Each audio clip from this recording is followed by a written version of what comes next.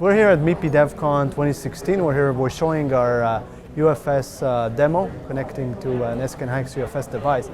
Before we start in showing the demo, I wanted to ask you several questions. Sure. Anything new with the UFSA and the activity over there? Well, I guess the latest thing that's really news is that the UFSA completed its first certification event for devices. We've been working a long time to get ready for that. Testing the actual certification test is a big job, and Synopsys actually put a lot of work into helping us get through that. And so in the last few weeks, we were actually able to complete formal certification of the UFS card from Samsung. Very good. Do you see good adoption of UFS technology in the market? Yeah, it's kind of gone in a couple of ways. When UFS started several years ago, of course, there was a lot of hype and a big adoption curve. Mm-hmm. And as that tailed off, because it was focused really on embedded, folks were waiting for the card. And really starting about a year ago, we saw a big uptick. Because we provide test equipment at Keysight.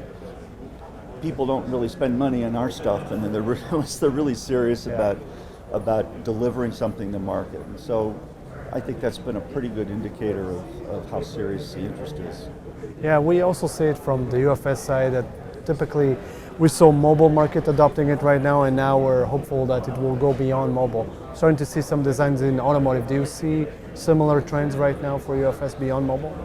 Yes, and I think anywhere where with all the computing power that needs to be deployed and used to do things like these driverless cars and whatnot, and home automation that doesn't connect to the cloud so you can keep privacy, it places a lot more demand on small packages that can do laptop, desktop scale computing. And UFS providing an SSD type capability is really the last thing that needs to happen to really enable all of the other improvements in displays, batteries, multi-core CPUs, high-speed internal memory, and so on.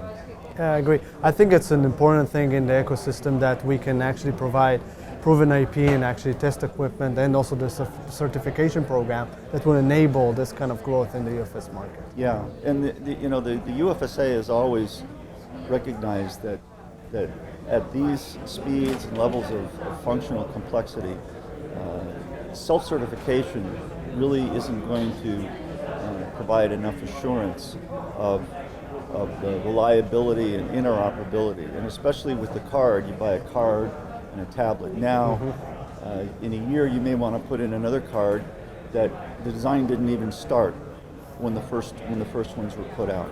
And so the whole structure, architecture of what the UFSA has been doing with compliance and certification has been to make sure that use case can be handled. Thank you very much, Perry. Thank you.